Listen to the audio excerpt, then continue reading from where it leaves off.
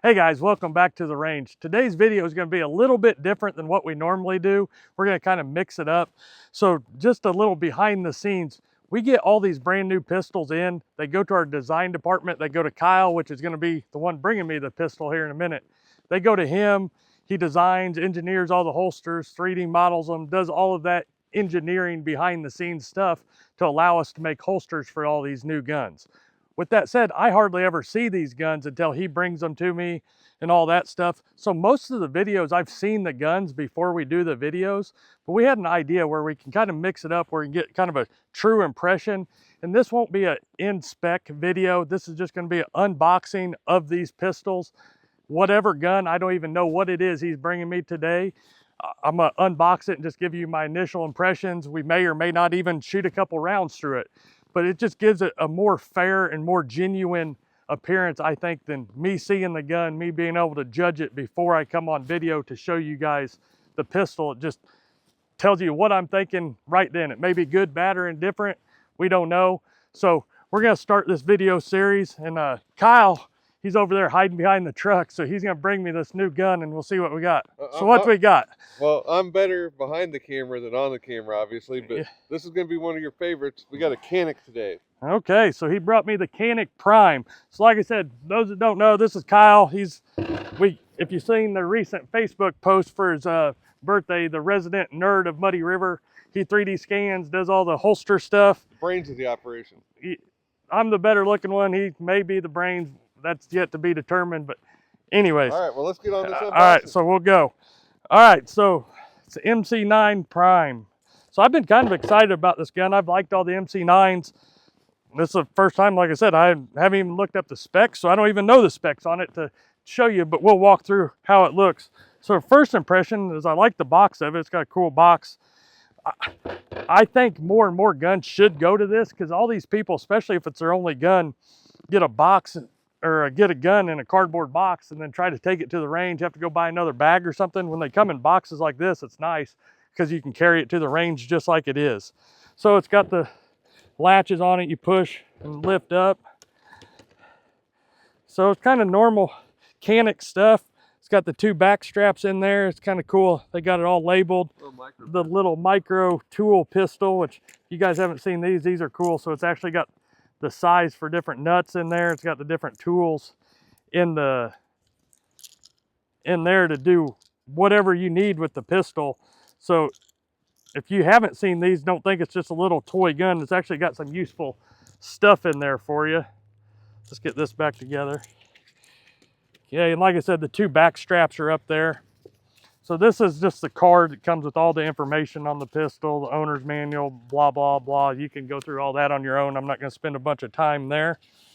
So my first just looking at this is, if you guys haven't seen all of our Canik videos, I take the Canik holster and throw it out and say it's junk, buy a holster from us, which I'm still going to tell you to do today. But today I really do want to look at the holster and see. Canik and even customer of ours complain about how bad some of the holsters are. Some people use them and some don't. Honestly, all their other holsters I never really even paid attention to that much. They just seem cheap, so I just whatever, go on, get something else more custom. I don't love their optic cut on that. I want to see what they really did here and go from there. But we'll get to that here in a second. So the magazines, there's a magazine in the gun. Let's see if I can get it out of here. So it comes with the loader, 17 round mag. The other one should be a 17 round mag too. So two 17 round mags, the loader, you got your trigger safety there. Okay, so that's all on this level. So let's get out the gun. So first, I like the texture a lot. I'm a fan of texture and how they brought all the texture up. I really like that. So it looks like this holster they give you, it's a G-code holster. But the problem with all these holsters, so I'm not going to knock them too much, Canik goes and asks for a mass-produced holster. So it don't matter if it's us or any other company making a mass-produced holster. There's only so much and so good it's going to be. They made this so it's ambidextrous. So you can swap it with the clips. The clip seems fairly solid. It's got an adjustable retention thing here, which the screw's about to fall out of right there. I don't like that they made them one size fits all. I mean, who wants to buy a new gun and have their barrel stick out the bottom of it? but I know why they did it. They're going to put this holster in the regular MC9 and all the other different ones, so whatever. And then for an inside holster, they flared this out quite a bit. So it's just going to be bulky right in that way. And they did it for an optic to clear, but you can go in there without flaring that out and do the same difference. So overall, the way they riveted it, it should be a solid holster, but it looks like it's got a lot of retention in it, and it doesn't cover like any of your body side. And imagine if you're wearing this, that's against your body too, so it pushes the gun even more out than what it should. Plus it doesn't cover any of that on the serrations. And it's really wide. And it's just wide. It looks more like what an outside the waistband holster should be, but it's definitely made for inside. None of these clips are good for outside, so I wouldn't assume they want you carrying it that way, but you never know. Okay, so let's see. Oh, shoot. Okay, I'm gonna put this back in and start over just because I don't want this to be like we're a holster company bashing anybody, but this screw is literally loose, rattling, about to fall out, and this is a retention screw that makes the retention. Look how much indents on the trigger side, on here, and on this side. So I think this wouldn't be that loose. This is me holding both sides. It's that hard to, it got a good click, but it's a ton of wobble, and that retention, being as you can't make it any looser because this screw's about to fall out, is just way too much. I mean, even if you're holding it like that, it's way too much.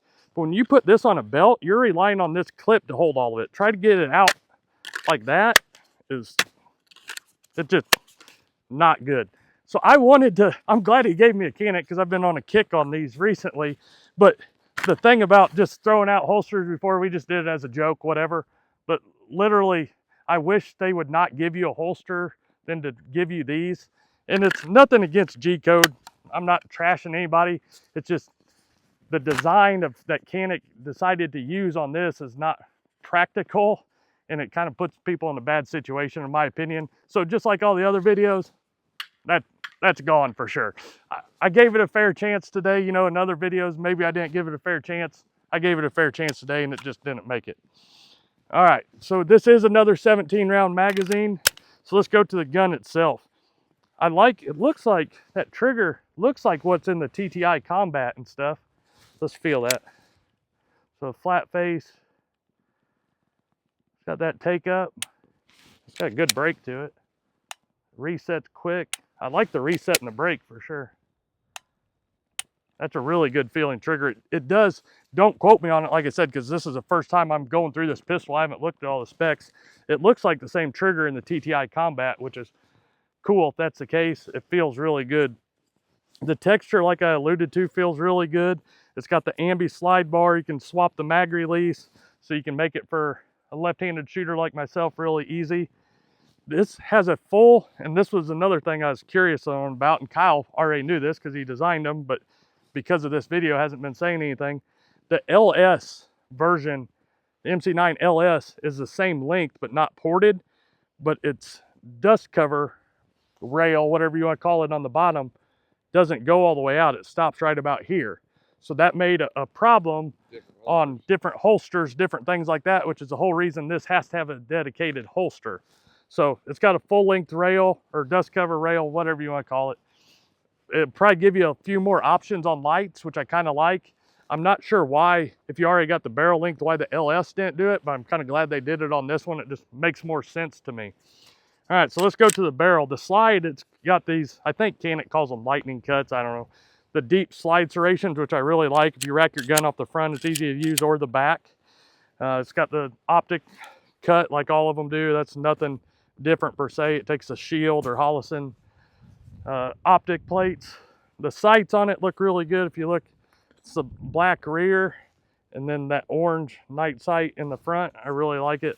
So where this is different than the LS, and like I said, this is just me going off the cuff without looking into all the specs, is if you look, this one is ported. It's got the ported barrel on it.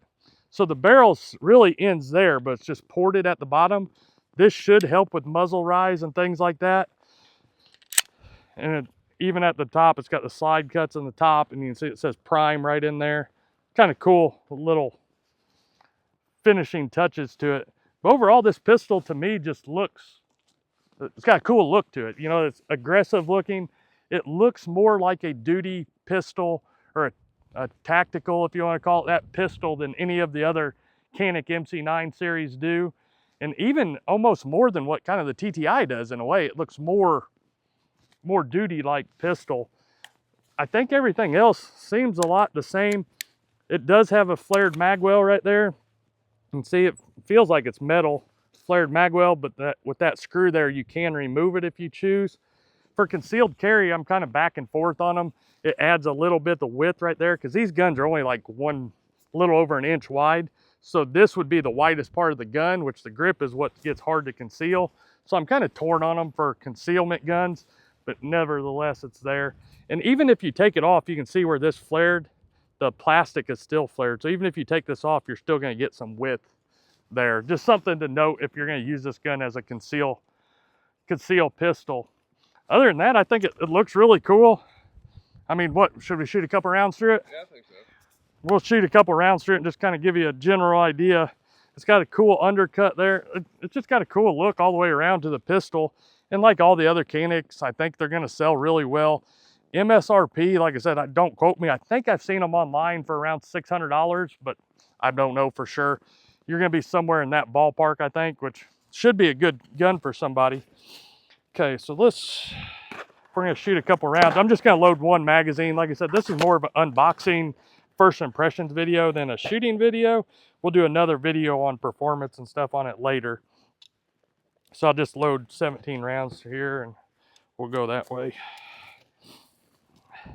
I kind of like this new setup where I just get to say what I want and not have to worry about all the specs and stuff, because you know, you can look up the specs the same way we can look up the specs. So me sitting here reading them off to you doesn't really do any good. I think more valuable is the first impression and honesty about it. And another thing I will note, just like this pistol and every other review we do not get these pistols from the manufacturers. We choose not to for a multitude of reasons, because we keep all these guns to test fit off the actual gun. So if you ever order a holster from us, they're test fit off the actual guns. So if we got them from the manufacturer, we'd have to get them, do all of our molding for them, and then send them back at some point. Well, then at that point, we'd be hoping that they fit correctly. And in manufacturing, all sorts of things can happen. So I don't like that approach. So we end up with, I don't know, I bet we got, what, 150 guns at the shop probably that we test fit off of, plus all the light combinations. It just makes sure you get a product that fits good all the time. But my point to starting that story is we also buy them so we can give a fair review of this without feeling like we owe anybody anything. That say if Canik sent us this pistol, we would kind of feel like we owe Canik a favor in some ways, where when we buy it for full retail price, just like you guys do, we're just like you. We don't owe them anything, vice versa. We'll tell you if it's good, not good. And that's all opinion too. What I like, you may not like, and vice versa, but it just allows us to be way more authentic in it and still get you the holsters faster. And also, we pay full price through these. So even if we do get one from a manufacturer, we pay full MSRP for that pistol before it ever is released. It's not given to us. So it allows us to get guns both ways. So let's see here. I wasn't planning on shooting, so I'll get my ear protection here. Just like all the other videos, I got Blazer brass today, 115 full metal jacket, Blazer brass. Nothing special, but it's always worked good for us.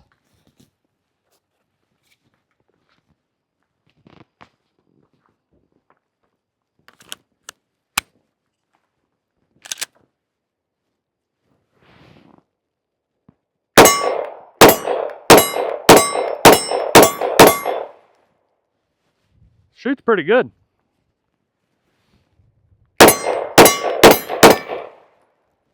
I don't know,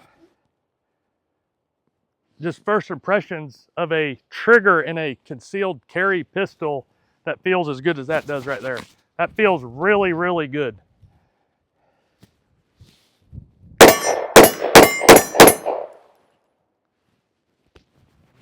Yeah, I'm a huge fan of that trigger. And this grip texture is really nice too. It's got enough of a, take the mag out, it's got enough of a beaver tail on it where it controls it really good, and you got tons of grip right here. And also for your thumb, they brought the texture all up in there. It's just, it feels really good. And those sights, like, I'm not the greatest shot in the world. I'm just like everybody, I missed some. Out of 17 rounds, I didn't miss that silhouette once at all for a new gun, and that's pretty good, because what people don't realize about any guy that shoots a bunch of different guns, they all shoot a little bit different, sight acquisition, all that stuff. These sights were just really good out of the box. I really like it. I didn't notice a ton of help with the ports. It shot good, but I think the LS shot good as well. So I would have to, we'll have to do another video and shoot them side by side before I tell you, oh, the ports really help a ton.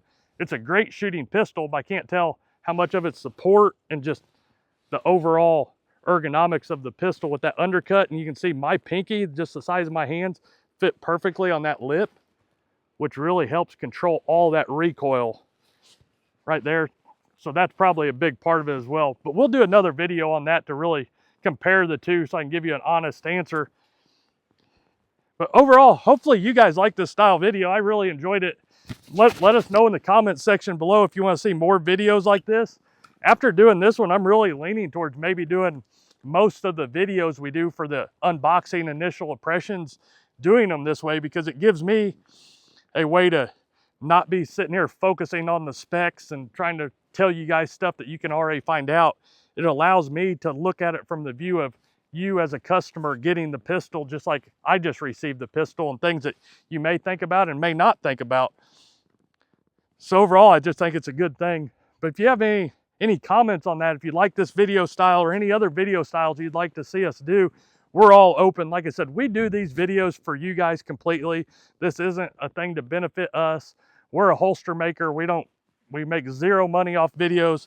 Obviously, as you can tell, I'm probably not the best video guy in the world, but I want it to be honest and genuine, and that's really what we're after. So I'm not here to sell you something on buy this gun because I'm getting a kickback from Canik or anything like that. We're a holster company. If you ever need good holsters, check us out at muddyrivertactical.com. Other than that, these videos are strictly for you. So whatever we can do to make the experience better, leave it in the comments section below. And as always, just keep practicing and always be prepared, and just check us out at muddyrivertactical.com. We appreciate you guys more than you even understand. We'll see you guys on the next video. I forgot my line. Hey guys, it's Kevin. It feels weird without you behind the camera. I'm so used to not somebody being behind the camera, now I'm like, who am I talking to?